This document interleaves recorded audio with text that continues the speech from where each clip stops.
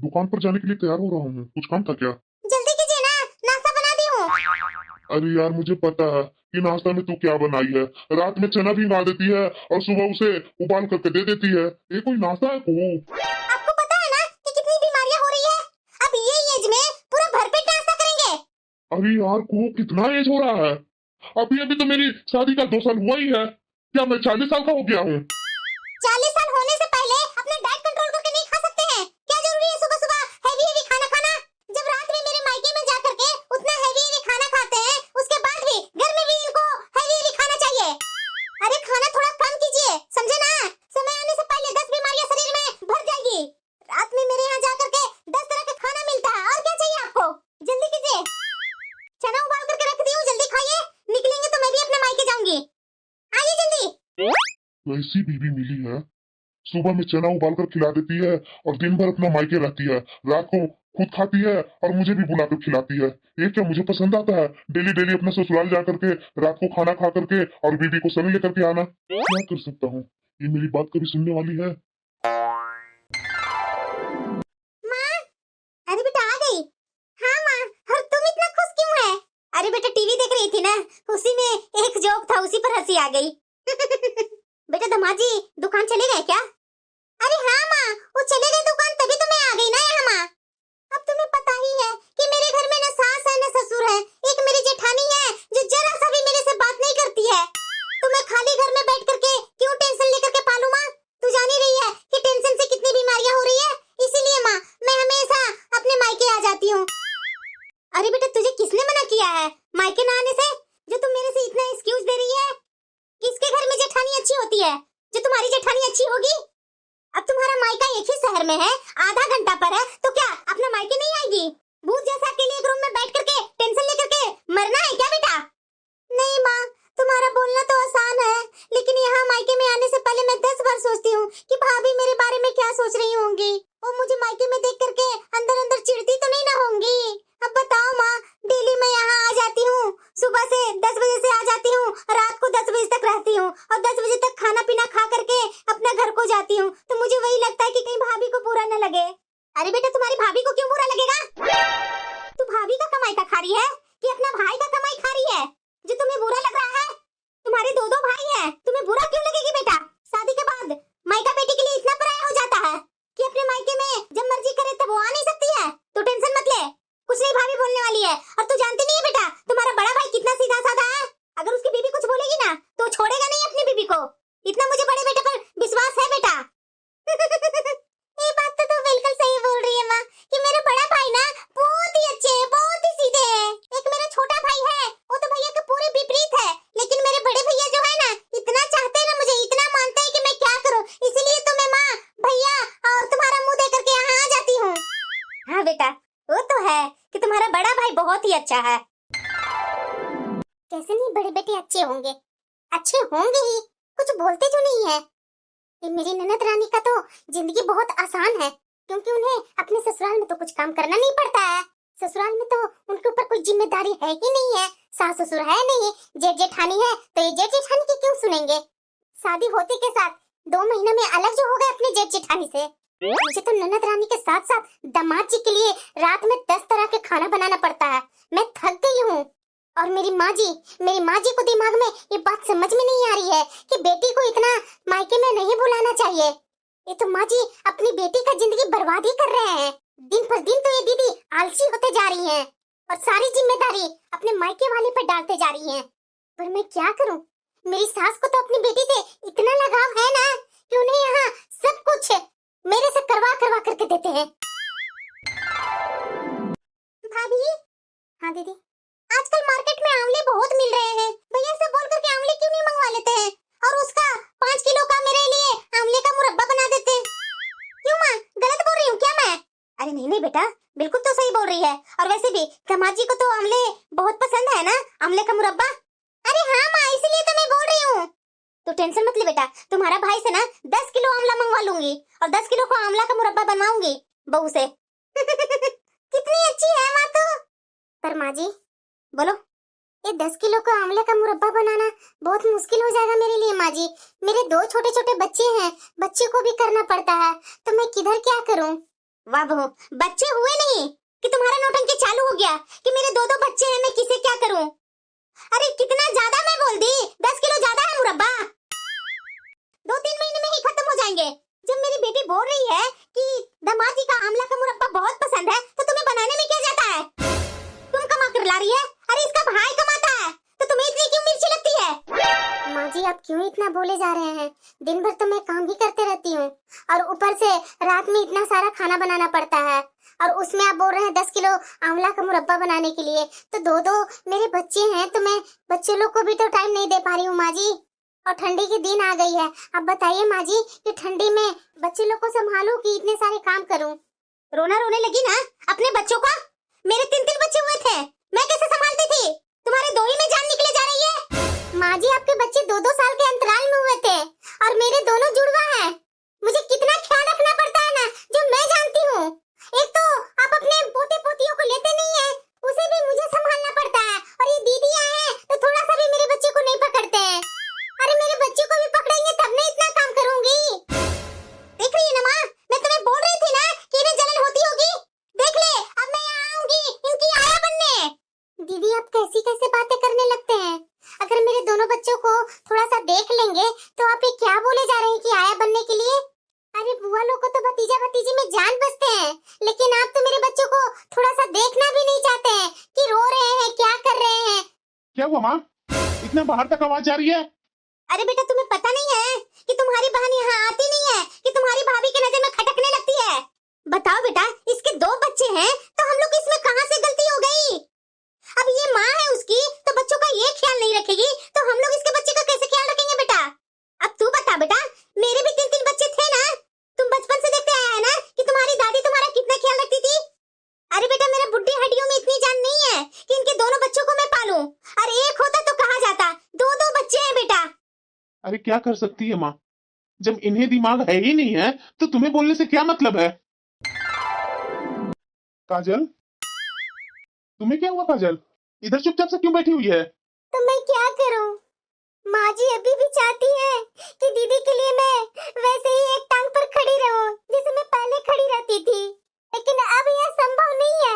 आप जान रहे हैं ना कि 2-2 बच्चे हैं, दोनों बच्चों को संभालना पड़ता है और मेरे बच्चे को कोई संभालता नहीं है, तो दोनों काम मैं एक साथ कैसे करूं? आज ही माँ जी बोल रहे थे कि 10 केजी आंवले मंगवा दूंगी, उसका मुरब्बा बना देना दामाद जी के लिए। क्या ये काम माँ बेटी मिल करके नहीं कर सकते हैं? ना तो मेरे बच्चे को पकड़ते हैं, ना कुछ करते हैं, दिन भर एक पैर पर खड़ा होकर के सारे काम करती हूँ। देखिए जी, मुझे इस घर में बहुत दिक्कत हो रही है। दीदी हमेशा दिन भर यही आकर के रहती है। अब मैं काम करूँ कि अपना बच्चा देखूं कि दीदी की खातिरदारी में दिन भर लगी रहूं? मेरे से अब इतने काम नहीं होते हैं, और मैं दीदी या माँ जी को कुछ बोल नहीं सकती हूँ। अगर मैं उसके बारे में कुछ बोलती हूँ तो माँ जी भड़क जाते हैं, देवर जी को भी संग में लेकर के देवर जी से भी उल्टा सीधे बुलवाते हैं। तो मैं क्या कर सकता हूँ काजल, मैं माँ से आज तक कभी भी ऊंचे शब्द में नहीं बोला हूँ। आज मैं क्यों, कैसे ये सब के बारे में मैं बोलूं?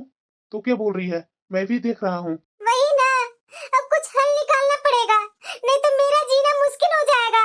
मैं तो अपने बच्चों पर भी ध्यान नहीं दे पाती हूँ। ये ठंडी की समय चल रही है, डेली डेली सर्दी खांसी बच्चे को हो रहा है। तुम सही बोल रही हो, पर लड़ने से इसका कोई समाधान नहीं निकलने वाला है। चलो मैं कुछ सोचता हूँ, मुझे थोड़ा वक्त दो। अरे बहू चाय पी ली हूँ, ले जा कप यहाँ से। माँ। अरे बेटा आ क्या तू? हाँ माँ, तुमसे कुछ बात करनी है मुझे। अरे हाँ बोल ना बेटा। माँ, यहाँ से दुकान बहुत दूर हो जाता है और मैं दोपहर में खाना खाने आता हूँ, उसके बाद दुकान जाता हूँ। बहुत देर हो जाता है माँ दुकान जाने में, और मेरे न रहने पर कर्मचारी काफी पैसे इधर से उधर कर देते हैं। इससे मेरा बहुत नुकसान हो रहा है माँ। तो मैंने दुकान के बगल में ही एक घर खरीद लिया हूँ माँ, और अब मैं वहाँ शिफ्ट होने के बारे में सोच रहा हूँ। इससे मुझे बहुत आसानी हो जाएगी माँ। तुमने घर खरीद लिया और मुझे बताया तक नहीं? माँ, ये सब इतना जल्दी हो गया ना कि मुझे बताने का मौका ही नहीं मिला, और अगले हफ्ते ही घर का पूजा है माँ। पूजा के बाद माँ, मैं और मेरी पत्नी वहीं रहेंगे, क्योंकि हमें यहाँ दुकान से आने जाने में बहुत दिक्कत हो रही है माँ। आज तक तो तुम्हें कोई दिक्कत नहीं हो रही थी बेटा। हाँ माँ, पर अब हो रही है ना, तो मैं क्या कर सकता हूँ माँ? एक तो ये वहाँ अपना घर ले लिया है तो वहाँ ये शिफ्ट होकर के ही मानेगा, ये कुछ बोलता नहीं है, लेकिन चालाकी तो बहुत कूट कूट कर इसमें भरा हुआ है। ये सोचा होगा ना कि अगर घर लेने से पहले माँ को बताऊंगा तो माँ कोई उपाय लगा करके घर नहीं लेने देगी। लेकिन अब तो कुछ नहीं हो सकता है, क्योंकि उसने अपने पैसों से घर लिया है और वो जब चाहे अपने घर में रहने जा सकता है। और उसकी पत्नी है तो वह तो उसे साथ में ही ले जाएगा। मैं कैसे रोकूं? क्या किस्मत पाई हूँ मैं, बेटा बहू के होने के बाद भी मैं किचन में खाना बना रही हूँ। सही कहा जाता है, बेटा बड़ा होता नहीं है कि अपनी पत्नी की हो जाता है। माँ थोड़ी ना उसे पैदा की थी। 2 दिन इसकी बीबी के आए हुए हुआ नहीं कि अपनी बीबी की हर बात मानने लगा। और माँ तो इसे जन्म दी ही नहीं थी। बताओ जरा, इस उम्र में बीबी को लेकर के अपना घर चला गया। माँ! अरे माँ, तू क्या कर रही है किचन में? भाभी कहाँ है? अरे बेटा, तुम्हारी भाभी नहीं है। अरे नहीं है तो थोड़ा देर में तो आएंगे ही ना माँ, तो तू किचन में क्या लगी हुई है? चल बाहर। अरे नहीं बेटा, तुम्हारा भाई तुम्हारी भाभी को हमेशा के लिए यहाँ से लेकर के चला गया। क्या माँ? अरे हाँ बेटा, कल ही तो तुम्हारा भाई लेकर के गया है तुम्हारी भाभी को। कल से ही मैं अकेले किचन में खाना बना रही हूँ। तुम्हारा भाई को जरा सा भी एहसास है कि अपनी बीबी को लेकर के जा रहा हूँ, मेरी माँ अकेले कैसे खाना बनाएगी, रहेगी इस उम्र में? अरे माँ, 1 सप्ताह के लिए मैं अपने पति के साथ घूमने क्या गई, यहाँ तो पूरे घर का काया ही पलट गया। बताओ माँ, इस उम्र में कैसे तू घर के सारे काम करेगी? अरे बेटा, मैं क्या करूँ, तुम्हारा भाई तो अपनी पत्नी को इस घर से ले गया, अपना एक नया जिंदगी शुरू कर लिया। मैं कभी नहीं चाहता था कि अपने माता पिता से अलग हो जाऊं, लेकिन मैं क्या करता। माँ और मेरी बहन ने ऐसा माहौल ही खड़ा कर दिया कि मुझे मजबूरी बस ये सब करना ही पड़ा। अगर मैं अपना फैमिली को वैसे ही छोड़ देता तो डेली डेली लड़ाई होना ही था। समझदारी इसी में था कि मैं अपनी पत्नी को निकाल करके यहाँ ले आया। क्या वहां रह करके भाई से मन मुटाव करना, बहन से मन मुटाव करना, माँ से डेली मन मुटाव करना, ये मुझे बिल्कुल पसंद नहीं आ रहा था। चलो, यहाँ कम से कम शांति तो मिल रही है ना, डेली डेली शोर गुल लड़ाइया का तो बात नहीं ना चल रही है। और मेरी माँ को भी तो अपनी बेटी से इतना लगाव है कि अपनी बेटी को कभी बोलती ही नहीं है कि अपना घर रहो। मेरी बहन के शादी हुए 7-8 साल हो चुके हैं, लेकिन अभी भी मेरी बहन का वही हिसाब किताब है। मेरे जीजा जी भी क्या करते, वो भी बेचारा मुंह लटका कर आते हैं, खाना खाते हैं शाम को और फैमिली को लेकर के जाते हैं। अरे माँ, तू कब तक इस उम्र में अकेले अकेले काम करती रहेगी? तो क्या करूं बेटा, अब तुम्हारा बड़ा भाई और तुम्हारी बड़ी भाभी यहाँ आने वाला नहीं है। मैं तो कितनी बार फोन करके बोल चुकी हूँ, लेकिन वो सुनता कहाँ है। बोलता है कि काम करने के लिए बुला रही है। अरे माँ, मैं कहाँ बोल रही हूँ कि वो दोनों को यहाँ बुला, जाने देना वो दोनों को। मैं तो बोल रही हूँ ना माँ कि अपने छोटे बेटे को शादी कर दे। जब छोटी भाभी आएंगी तेरा सारा काम वही करेंगी। बात तो तू 16 आने सच बोल रही है बेटा। आज ही मैं बात करती हूँ रिश्तेदार में, अगर अच्छी लड़की मिलती है तो मैं अपने छोटे बेटे का बात करती हूँ शादी की। ये हुई ना माँ, ये सब सोचा करो ना, फालतू में टेंशन लेकर के बैठी रहती है। अच्छा मैं सुनो ना, आज ना थोड़ा स्पेशल खाना बनाना। अरे क्या बेटा, मेरे से ना इतना सारा खाना नहीं बन पाता है। तू जान रही है ना कि घुटनों में मेरा दर्द रहता है, तो मैं कैसे इतने सारे काम करूंगी। अरे क्या माँ, अपना दामाद को खिलाने के लिए भला कोई सास ऐसे बोलती है? पता है माँ, मेरी जेठानी बोल रही थी कि मैं तो और मेरे पति जब भी अपने मायके जाती हूँ ना तो मेरी माँ तरह तरह के खाना बना करके खिलाती है, क्योंकि उसके तो छोटे छोटे भाई है ना, तो सारा काम अभी भी उसकी माँ ही करती है। और तू बता माँ, तू है कि अभी बूढ़ी हो गई है, घुटने पकड़ करके बैठ गई है? अब तो तुम्हें खुलेआम आराम से इस घर में रहना चाहिए था माँ। अब तुम्हारी बहू है नहीं, कितने लोगों को खाना बनाना पड़ रहा है, अपने लिए और छोटा भाई के लिए, और हम लोग दोनों पति पत्नी। ठीक है बेटा, मैं बनाती हूँ। माँ, हाँ बेटा बोलो। अरे माँ, तू किचन में क्या कर रही है? अरे बेटा, किचन में मैं क्या करूंगी, खाना ही ना बनाऊंगी, खाना बना रही हूँ। तो दीदी को बोलो ना, दीदी तो बैठी हुई है ना। अरे बेटा, तुम्हारी दीदी को मैं क्या बोलूं, वो थोड़ी ना हमारे घर का सदस्य है। अरे वो ससुराल वाली है, तो उसे ऐसे मैं कैसे बोल दूं खाना बनाने के लिए? तुम्हें अपनी माँ के लिए इतना ही चिंता है तो मैं तो तुम्हें कब से बोल रही हूँ कि बेटा तू शादी कर ले, बेटा कर ले, लेकिन तू है कि मानता कहाँ है। अच्छा ठीक है माँ, तू जो बोलेगी वही होगा। खुश जाओ, बात चलाओ, मैं शादी करने के लिए तैयार हूँ। सही में बेटा, तो बोल करके तो मेरा मन ही खुश कर दिया। अब मेरी बहू आएगी ना तो सारी टेंशन खत्म हो जाएगी मेरी। हाँ कमला, तू लड़की के बारे में बता रही थी ना, तो आज मैं और मेरी बेटा और मेरी बेटी आ रहे हैं देखने, तो बोल देना लड़की वाले को तैयारी करने के लिए। चलो मैं अपनी बिटिया को बुला लेती हूँ जल्दी। अरे बेटा, मुझे मुझे तो लड़की बहुत पसंद आई और तुम्हारे भाई को भी। अच्छा है ना माँ, ये भाई को कितने मिन्नत के बाद ये लड़की पसंद आई। चलो अच्छा है, अब घर में कोई काम करने वाली आ जाएगी तो सारा टेंशन खत्म। ये तो सही बात है बेटा। अरे बेटा आ गया तू? हाँ माँ। देख लो भाई, माँ तुम्हारे लिए कितना करती है। अरे बेटा, इन लोग को अपनी माँ का किया हुआ कद्र का एहसास होगा, तभी ना ये लोग समझेगा। ऐसा क्यों बोल रही है माँ? अरे बेटा तो मैं और क्या बोलूं, तुम अपना बड़ा भाई को देख ही रहा है कि शादी किए हुए कुछ दिन ही नहीं हुए, बच्चे हुए और अपनी बीबी को लेकर के निकल गया। तुम तो देख ही रहा है ना बेटा। बेटा पत्नी तो दूसरे घर से आती है, माँ बाप ने तो जीवन भर हर कष्ट सह करके तुझे पाला पोसा है।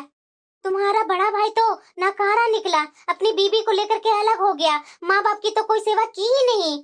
तू भी ऐसा मत कर देना बेटा, नहीं तो हम लोग किसके सहारे रहेंगे।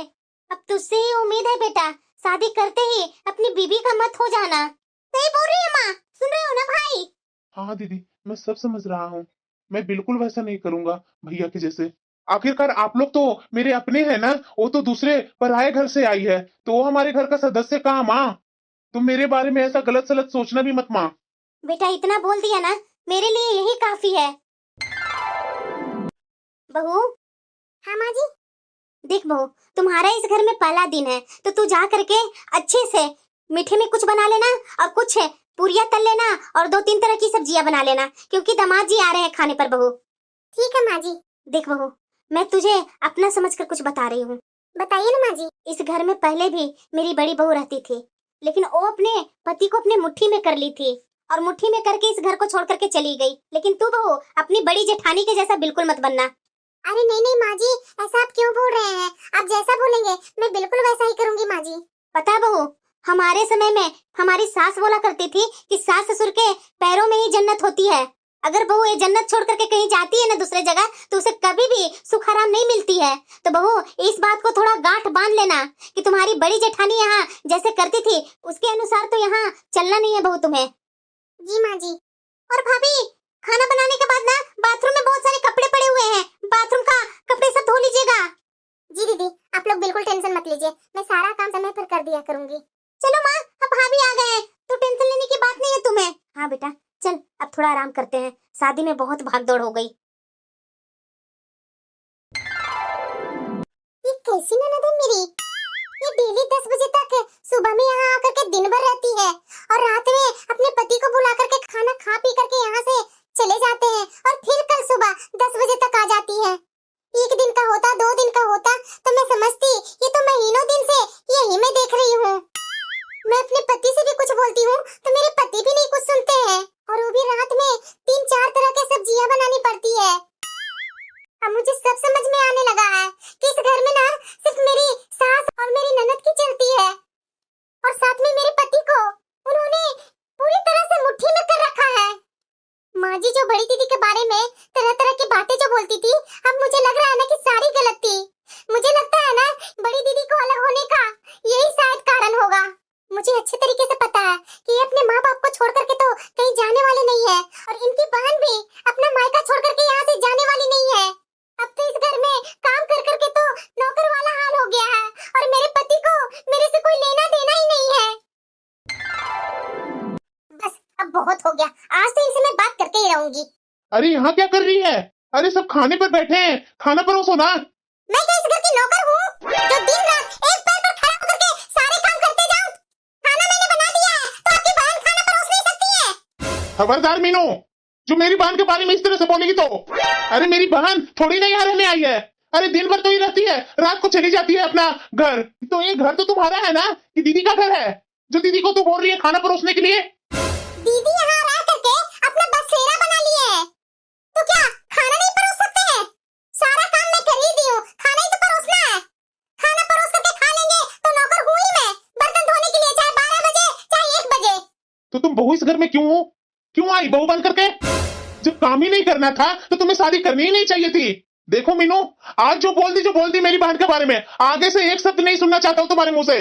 चल जाकर के खाना परोस। ये कैसा पति है, जरा सा भी मेरी बात नहीं सुनते हैं। लगता है ये माँ जी और इनकी बहन तो पूरी मुट्ठी में कर रखी है इनको। इतना काम कर करके ना अब तो लगता है कि मैं पागल ही हो जाऊंगी। मेरे पति को तो मेरे से कुछ मतलब ही नहीं है। बहुत हो गया, मुझे इनसे बात करनी ही पड़ेगी। बस, मैं अब तंग आ गई हूँ। मैं इस घर में अब नहीं रहूंगी। मैं जा रही हूँ अपने मायके। जब तक आपकी बहन यहाँ रहेंगी, मैं इस घर में नहीं रह सकती। शादी के बाद लड़की का घर उसका ससुराल ही होता है, ना कि मायका। तो यह बात क्या सिर्फ मुझ पर लागू होती है? आपकी बहन मायके में क्यों रहती है? उनका भी तो ससुराल है ना? ससुराल में क्यों नहीं जाती है? जो हम पर बोझ बनी रहती है, खुद के हाथ पर नहीं है क्या? अपना एक भी काम नहीं करती है। मैं उनकी खातिरदारी करूं कि घर का काम देखो? मेरे से अब ये सब एक साथ नहीं होते हैं। तेरी हिम्मत कैसे हुई मेरी बहन को ऐसा बोलने की? उसका यह घर है और वो मेरी बहन है। वो जब तक चाहे यहाँ रह सकती है। तू कौन होती है उसे बोलने वाली?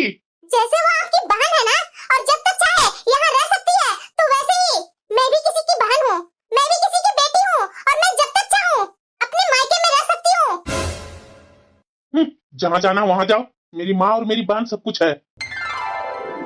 निकल तो गई हूँ अपने ससुराल से, लेकिन मुझे अच्छा नहीं लग रहा है। शादी के बाद कोई भी बेटी बहुत दिन तक मायके में नहीं रह सकती है।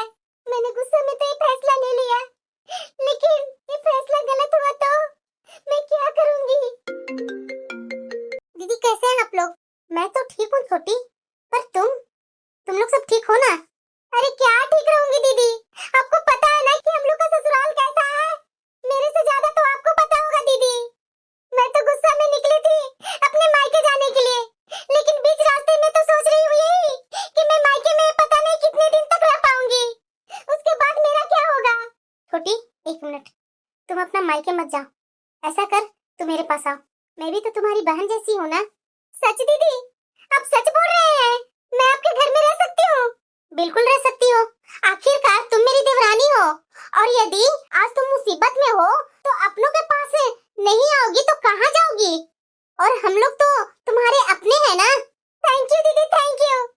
आपको पता नहीं है कि मेरे ऊपर आप कितना बड़ा उपकार किए हैं दीदी। अरे पगली, क्या बोल रही है? तुम मेरी बहन जैसी है तो भला बहन कोई अपनी बहन को उपकार कर सकती है? हाँ। अरे चुप कर छोटी, मुझे सब पता है। तुम्हें बताने की कोई जरूरत नहीं है। इसी वजह से तो हम लोग अलग हुए थे। हाँ मीनू, लेकिन मेरे छोटे भाई का स्वभाव मेरे जैसा नहीं है। ऊपर से माँ और बहन ने भी उसे अपने कब्जे में कर रखा है, तो वह तो अभी तुम्हारा कुछ भी सुनने वाला नहीं है। एक काम करो, तुम आराम से जितना दिन चाहो यहाँ रहो और उसे तुम्हारा कमी महसूस होने दो। और हाँ, तुम्हें बिल्कुल जरूरत नहीं है यह बताने की तुम कहाँ हो। वो लोग तुम्हारे बारे में पता करते हैं या नहीं? ठीक है भैया, जैसा आप ठीक समझे। मैं किसी को कुछ नहीं बताने वाली हूँ, और ना ही मैं अपने मायके में किसी को कुछ बताऊंगी। मेरे यहाँ रहने से आप लोगों को कोई दिक्कत ना हो। मीनू, तू कैसी बातें कर रही हो? तुम मेरी छोटी बहन के जैसे हो। तुम आराम से यहाँ रहो, यह भी तुम्हारा ही घर है। तुम्हें यहाँ किसी बात का कोई दिक्कत नहीं होगी। देखता हूँ मैं भी कि छोटे तुम्हारे बिना कितना दिन रह सकता है। अरे बेटा, तुम्हारा कल भाई बोला था ना व्हाइट वाला कपड़े धोने के लिए, तुम धो क्यों नहीं दिए बेटा? देख तो रात होने को आई, अब तो तुम यहाँ से जा रही है तो कपड़ा नहीं धुला रहेगा तो कल सुबह पहन करके क्या जाएगा? बस करो माँ, दोनों तो अपने अपने पता नहीं कहाँ गई हुई हैं आपका हुए, और मैं बेटी होकर के तुम्हारे घर में आकर के नौकरों जैसा काम करूं? अब मेरे से नहीं होता है। बड़ा इनकी छोटी लाडली बेटी का सेट में धो करके रखूं? मेरे से इतने सारे काम नहीं होते हैं। अगर काम ही मुझे करना होता तो मैं अपने ससुराल में नहीं रहती। बहुत हो गया, सिर्फ काम काम काम। तुम्हारा छोटा बेटा कौन सा शर्ट पहन कर जाएगा, कौन सा पैंट पहन करके जाएगा, इससे मुझे कोई मतलब नहीं है। बोल दो उसे ही काम करने के लिए, मैं उसकी नौकरानी नहीं हूँ। काम के लिए ये छोटे तो हम लोग पर ही डिपेंड हो गया है।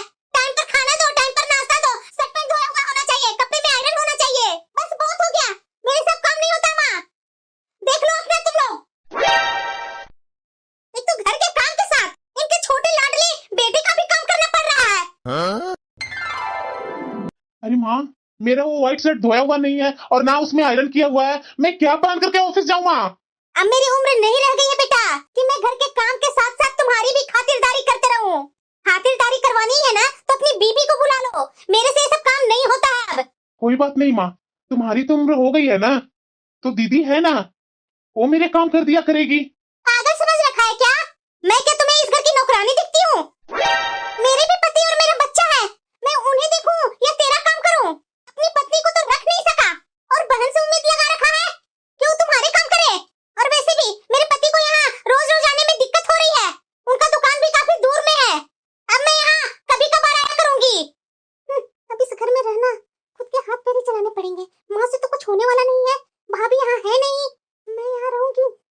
साथ साथ माँ और भाई का भी काम करना पड़ेगा।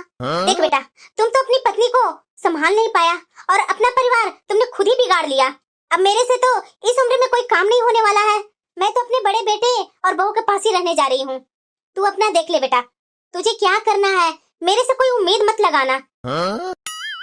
जीवन में सबसे बड़ा साथी जीवन साथी ही होता है, जिसकी मैंने कभी कद्र ही नहीं की, और माँ और बहन की बातों में आकर मैंने उसकी एक भी बात नहीं मानी। अब मुझे समझ में आ रहा है कि मेरे बड़े भाई और भाभी क्यों यहाँ से अलग हो गए, और मैं भी बड़ी भाभी को क्या नहीं सुना देता था। ये माँ और दीदी के उकसाने के बाद ही मैं बड़ी भाभी को क्या क्या नहीं सुना देता था। अब मैं गलती किया हूँ तो उसका पश्चाताप भी तो करना पड़ेगा ना। अभी मैं अपनी बीवी के पास फोन लगाता हूँ। माँ जी नमस्ते। खुश रहिए दामाद जी।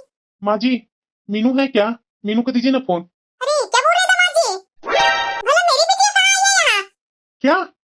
ये क्या हो गया? मेरी बीवी अपने मायके में नहीं गई तो आखिर गई कहाँ? उसके साथ कोई अनहोनी तो नहीं ना हो गई, या तो उसने कुछ गलत तो नहीं ना कर लिया? समधन जी। अरे आप समधन जी, क्या हुआ, सब ठीक है ना? इतने दिनों से मेरी बेटी यहाँ नहीं थी और आपने आज तक मुझे बताया नहीं। अरे समधन जी, मेरी बहू तो अपने मायके गई थी ना। अच्छा, मेरी बेटी अपने मायके गई हुई थी, आज तक आपने फोन करके पता क्यों नहीं की? मैं तो पुलिस में जा रही हूँ, अगर मेरी बेटी के साथ कुछ ऊंच नीच हो गई ना तो हम लोग आपको छोड़ेंगे नहीं। ये क्या हो गया, मैं क्या करूँ? बेटा फोन काटना मत, मैं तुम्हारी माँ बोल रही हूँ। बेटा देखना, यहाँ सब गड़बड़ हो गया। बेटा छोटी बहू कब से यहाँ से निकली हुई है, हम लोग सोचे कि अपना मायके गई है, लेकिन वो मायके भी नहीं गई है। बेटा मुझे तो बहुत डर लग रहा है, उसकी माँ ने बहुत चेतावनी दे करके गई है। मैं जा रही हूँ पुलिस स्टेशन कंप्लेंट करने। अरे माँ, घबराने से कुछ नहीं होने वाला है। ऐसा करो, तुम लोग सब मेरे यहाँ आ जाओ। हाँ हाँ बेटा, हम लोग अभी आ रहे हैं। अरे बहू तुम यहाँ? तो और कहाँ जाती माँ? आप लोग ने तो इसे जरा सा भी समझने की कोशिश नहीं की। और छोटे, तुम पति होने के नाते कभी खोजने का कोशिश किया कि इतने दिन से मेरी पत्नी कहाँ गई है? एक बार तो अपनी पत्नी से बात कर लूं, लेकिन तुम्हें कुछ दिमाग नहीं था। जैसे माँ ने बोला, जैसे बहू ने बोला, उनकी बातों पर तुम ध्यान दे करके वैसी रहा। आज जब तुम दोनों को छोटी की जरूरत पड़ी तब तुम दोनों को छोटी का ख्याल आया।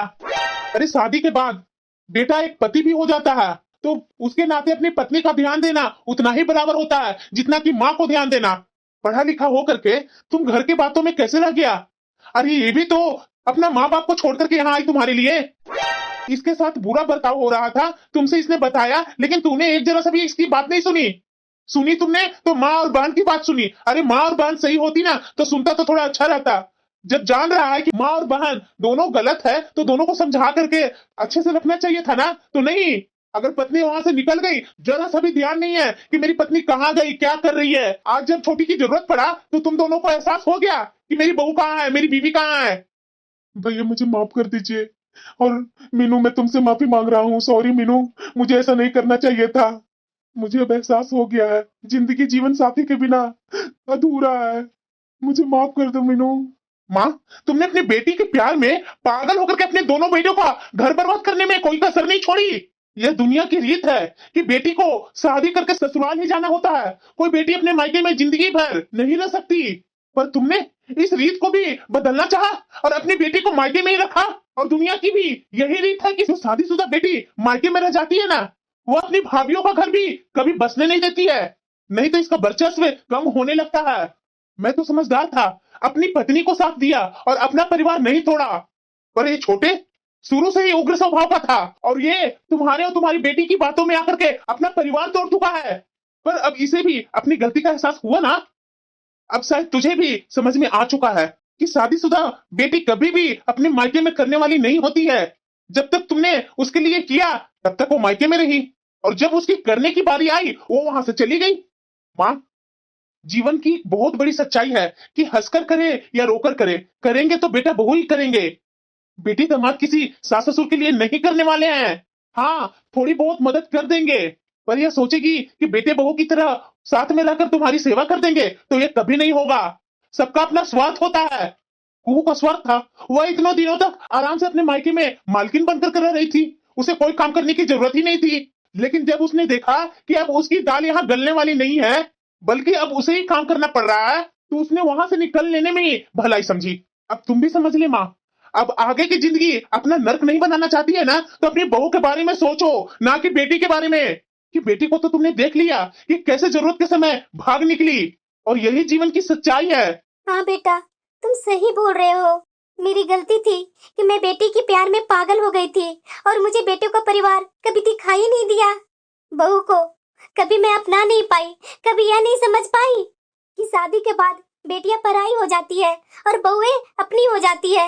लेकिन अब मुझे समझ में आ चुका है और अब मैं चाहती हूँ कि मेरी दोनों बहू ससुराल में पूरे हक के साथ रहे और घर के मालकिन बन करके रहे। और अगर मेरी बेटी कभी आएगी तो मेहमान बन करके आएगी और मेहमान बन करके ही जाएगी। इसकी जिम्मेदारी मैं लेती हूँ बेटा। चलो ठीक है छोटे, ऐसा करो तुम अपने ससुराल में फोन लगा करके और मीनू से बात करवा दो। बेटा और मेरी बहू, चलो अपना घर चलो।